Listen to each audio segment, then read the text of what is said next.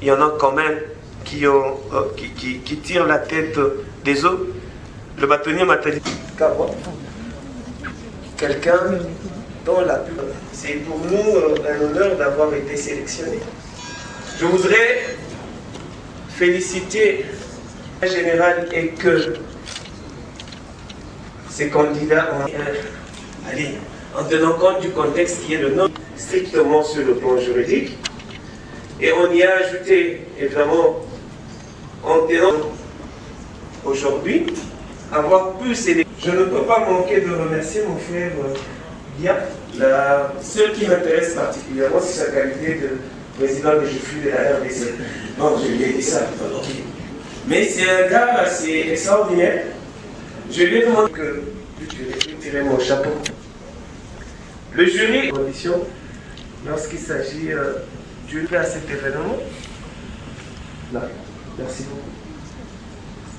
Alors, le jury, l'organisation, nous avons donc jugé ces articles sur le prix scientifique Prof Gaston Kaboué, première édition, 3e prix. L'article a porté sur le régime juridique des ententes licites en droit positif congolais. Analyse comparative. Il est de l'université officielle de Bukavu.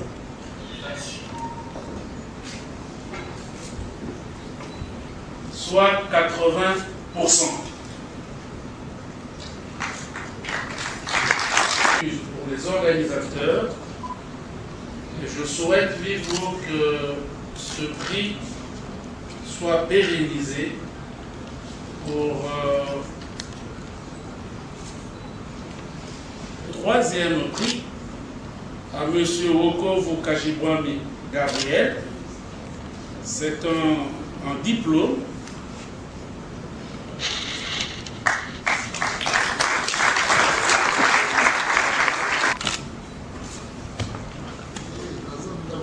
porteur, mais vous comprenez bien qu'il portera un nom. 3e lauréat prix Kaboué, et c'est un chèque de $200 qui va devoir accompagner le 3e prix du concours. Merci, M. Bâtonnier. J'invite M. Bâtonnier du barreau de Kinshasa à Gombe. M. Bâtonnier honoré.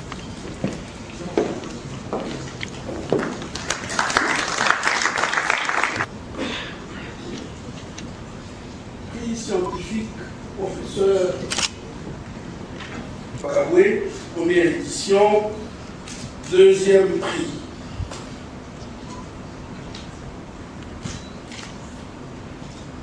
Points sur 10, soit 80%. Il provient de l'université de Goma. Son article a porté sur la loi de 2011 criminalisant la torture en RD Congo, véritable solution dans la répression de la torture ou loi de façade pour apaiser la communauté internationale. Son nom, Ngoudia Kazadi Amos. La revue scientifique Doc et Juriste décerne donc à votre neveu, Ngoudia Kazadi Amos, le brevet, sinon le diplôme que voici.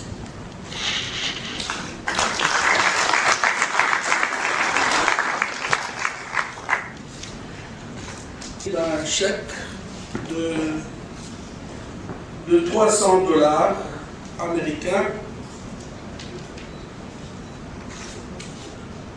que voici.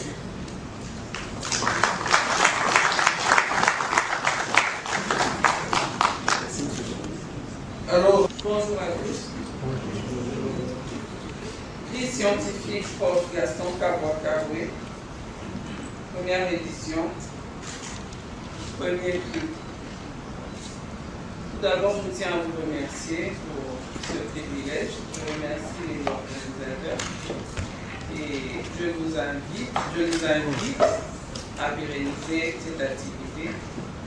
Vous savez que mon défunt mari était un homme qui aimait bien booster les jeunes à aller de l'avant, à cultiver vraiment la notion de l'excellence. Voilà pourquoi je prie aux organisateurs de bien vouloir vraiment pérenniser cette activité. Sans plus tarder, je vais annoncer le lauréat de ce prix.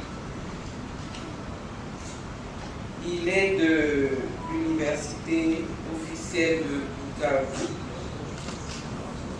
Son article portait sur l'ordre public et la liberté de la manifestation. Réflexion sur les limitations du régime de déclaration en droit comparé congolais et français. Le lauréat du prix scientifique Prof Gaston Kabwa-Kabwe est Monsieur Bafwa Katole. Monsieur le Trésor, félicitations.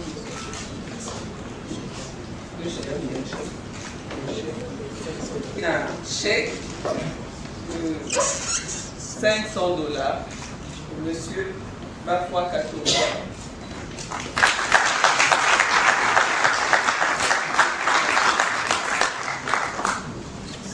Je vous remercie. Très travailleur et très serviable. Je vais vous donner une petite anecdote. C'est une petite anecdote ou une finalement anecdote, c'est au féminin ou au féminin? Un répertoire, c'est une anecdote.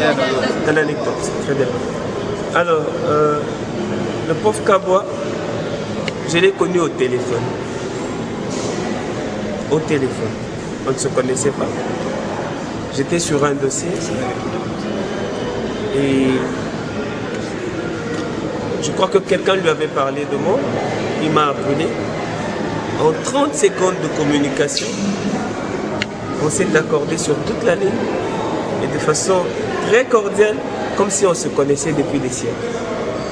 Beaucoup de gens vous parlent du professeur Kabwa à travers la ville, sans peut-être l'avoir vu même une fois, mais ils vous disent toujours des bonnes choses de lui. Et à son âge, l'âge auquel il est décédé, pour y arriver dans une ville comme celle-ci, c'est que c'était un homme excellent. Il faut partir d'abord de ceux qui ont organisé cette journée scientifique. C'est une équipe très forte, donc le contenu est très consistant et très bon pour le monde juridique. Le thème il est assez intéressant. Les ressources, le droit et les ressources naturelles de la RDC. Oui, il faut arriver à faire la symbiose entre ces deux notions. Parce que le droit est là pour régir la société. Et la société qui est la nôtre, dans le pays qui est le nôtre, devrait tenir compte de ce que nous avons comme ressources naturelles. Parce que nous en avons beaucoup. Et les règles doivent être fixées pour que nous puissions les utiliser de façon efficiente et efficace. Donc je crois que le thème est très bien choisi et de toute façon fait par ce cabinet-là, c'est du bon travail. S'il faut revenir.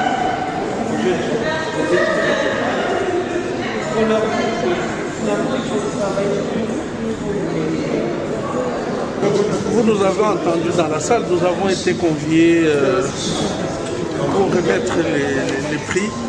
Et puis, le professeur Gaston Kabwa-Kabwe, qui est le fondateur du cabinet OVK Law Firm et en même temps cofondateur de la revue Jury Doc. Et donc, nous avons loué cette initiative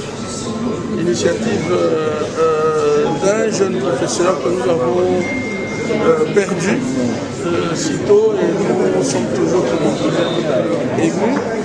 En même temps, nous sommes heureux d'avoir participé à cette activité qui montre que même parti, il reste parmi nous. Il a travaillé pour pouvoir relever le niveau des jeunes avocats. Il l'a fait autant de Kinshasa que du pays. Et donc, nous sommes venus pour encourager ses amis et tous les avocats qui ont été avec lui et qui continuent. Avez-vous un témoignage particulier? Voilà, c'était un avocat au barreau de la Gombe. C'est un jeune frère à nous deux. C'était un professeur d'université, c'était un homme d'État, vous l'avez suivi vers les derniers moments de sa vie, il était à la présidence de la République. Donc pour nous c'était un avocat très important pour nos deux barreaux, sinon les barreaux du pays.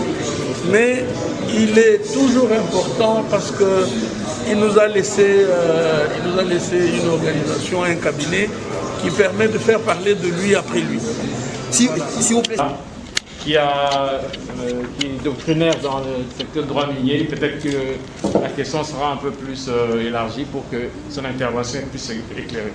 Et l'article 289, en ce qui concerne la décision de déchéance d'un titulaire de droit minier qui, par défaut de paiement de droits superficiels, et on décide de retirer son permis par déchéance. Et l'article 289 prévoit que les seules voies de recours ouvertes aux titulaires de droit minier, c'est des recours à arbitrage. Parce qu'on fait référence aux articles 317 à 320. Et en cas de déchéance, le titulaire de droit minier a comme recours à arbitrage et dans un délai de 30 jours. Et c'est dans un délai de 30 jours qu'il va le faire. Alors, qu'est-ce que vous pouvez avoir comme compréhension? Regardez notamment le principe de l'autonomie de la volonté qui gouverne le droit de l'arbitrage. Là, je vois le professeur et le docteur Achille, qui est un arbitre patenté, reconnu dans les grandes ententes arbitrales. On a pu vous lire. Et est-ce que vous pouvez nous donner un peu votre lecture de ça? Parce qu'en fait, là, il y a le principe de l'autonomie de la volonté pour qu'on soit conseillé dans une convention d'arbitrage. Un titulaire de droit minier qui ne saisit pas l'offre publique d'arbitrage qui est donnée plutôt par la République démocratique du Congo et le Code minier, et qui finalement est contraint devant une procédure qui normalement pouvait être facilement résolue devant une juridiction arbitrale et une juridiction plutôt administrative au Congo. Il est contraint d'aller en arbitrage devant les circuits ou ailleurs où ça peut lui coûter beaucoup plus cher. Est-ce que ce ne serait pas une opportunité de délit de justice occasionnée par la loi? Merci. Excusez-nous, mais on va aller jusque tard. Je suis avocat au barreau de Kinshasa Gombe. Je suis docteur en droit, professeur de droit aussi. Qu'est-ce qu'on peut retenir? On a discuté sur les ressources naturelles, sur le droit des ressources naturelles congolais. Plusieurs constats ont été faits qui démontrent qu'il faut une meilleure vision de la part du pouvoir politique sur ce que nous voulons faire de nos ressources naturelles, sur la politique à mener sur nos ressources naturelles, politique qui se traduira dans la législation que nous avons, que nous devons avoir. On a insisté également sur les destins liés des ressources naturelles et de l'environnement, parce que aujourd'hui on ne peut pas gérer les ressources naturelles sans penser à ce qu'on en fait du point de vue sans penser aux effets sur l'environnement, sur les communautés locales, riveraines, etc. J'ai parlé de la responsabilité sociétale des entreprises. En fait, c'est la participation des sociétés, des entreprises qui opèrent dans les secteurs des ressources naturelles, dans les mécanismes de développement durable. C'est-à-dire que l'entreprise est considérée comme un moteur économique, un moteur de développement. Il ne vient pas seulement pour gagner de l'argent, mais il vient pour rendre un environnement agréable pour tous ceux qu'on considère comme partie prenante dans l'activité de la société. En raison pour laquelle, en fait, c'est en résumé ce que j'ai essayé de pingler, ce qui est prévu dans notre législation. Et c'est une matière qui ne rentre pas simplement dans le cadre de tout ce qui est prévu dans la loi, mais il y a aussi des règles, des guides qui sont organisés au niveau des organisations corporatives des entreprises qui organisent les mécanismes et qui pratiquement servent de permis de commencer de travail pour certaines entreprises dans certains domaines pour notamment accéder à certains financements au niveau international. Donc en fait, ça c'est de ça que j'ai parlé. Les ressources naturelles faisant partie d'un des atouts majeurs par rapport à notre pays, où tout le monde a tendance à vouloir avoir des revendications, des prétentions sur les ressources naturelles, de la même manière qu'on a également les parties prenantes ont des revendications, ont de tendance à vouloir revendiquer auprès des entreprises qui opèrent dans le secteur des ressources naturelles pour qu'ils puissent participer au projet de développement communautaire des populations concernées ou des coins des villes, des villages concernés par les projets qui se développent dans le secteur des ressources naturelles. Dans tout ça, il y a une série de textes légaux qui sont prévus par notre législation, mais il y a aussi des règles qui ne relèvent même pas de la loi, mais qui relèvent parfois des guides de convenance des entreprises, des organisations professionnelles qui permettent d'asseoir justement ce qu'on appelle les mécanismes, la participation au développement durable. Nous pouvons retenir, c'est que l'aspect ou bien les matières concernant la fiscalité minière, c'est un aspect très important qui intéresse les investisseurs. Quand quelqu'un vient investir dans le mine, parce que généralement ce n'est pas l'État qui investit dans le mine, l'État crée des conditions pour attirer les investisseurs. L'investisseur, quand il vient, ce n'est pas pour les beaux yeux de la population, il vient chercher de l'argent. Mais comment il va avoir de l'argent? C'est pas le biais du régime fiscal. Il doit être en mesure de voir que le régime, est-ce qu'il est intéressant pour lui ou pas. S'il doit payer autant d'impôts et lui il ne reste presque avec rien, ce n'est pas intéressant. Donc voilà pourquoi les codes miniers consacrent des titres entiers au régime fiscal pour essayer de le rendre un peu plus incitatif, un peu plus attractif, mais il ne peut pas tout donner aux opérateurs miniers. Il faut aussi que le régime fiscal permette à l'État d'avoir des ressources, des recettes nécessaires pour le développement du pays. Et qu'est-ce que vous en dites? Le code minier de 2002 a été revisé en 2018. En 2022, c'est encore très tôt pour dire qu'il faut changer les codes. Tout ce que l'on peut faire, c'est chercher comment appliquer toutes les nouvelles dispositions qui sont prévues dans les codes. Il y a des dispositions qui sont très avantageuses pour le pays, qui peuvent permettre le pays d'avoir suffisamment de recettes, notamment la redevance minière pour lesquelles on a augmenté les taux, on a élargi l'assiette et que les sociétés minières sont entrées maintenant en production. La redevance minière peut générer beaucoup de revenus pour l'État. Donc, comme je le disais, c'est très tôt. Il faut attendre encore. Généralement, c'est après 10 ans, 15 ans que l'on peut apprécier si le code a bien fait son travail ou pas. Et maintenant, c'est encore très tôt. D'accord, merci.